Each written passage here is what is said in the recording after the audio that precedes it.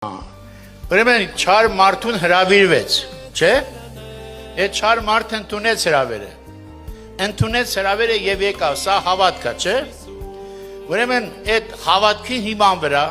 թեպես ինքը ամբողջությամբ չարա, բայց քանի որ հավատաց թագավորի հրավերին, որ ճաշը պատրաստ է, գերանասունները մորթված են, ձեզ հրավիրում ենք ընդամենը հարսանիքի, այդ հավատքը ինչ եղավ։ Այդ հավատքը նրան արդարացրեց եւ նրանք մտան հարսանիքը։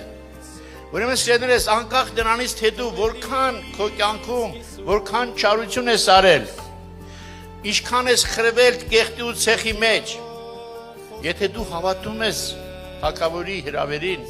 եթե դու հավատում ես եւ գալիս ես թագավորի հրավերն ընդունում եւ գալիս ես,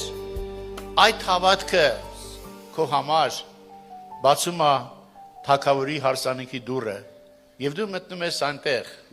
որովհետեւ դու հավատացիր թագավորի խոսքին։ Բայց նրանք, որոնք հրավիրված էին նախորոք,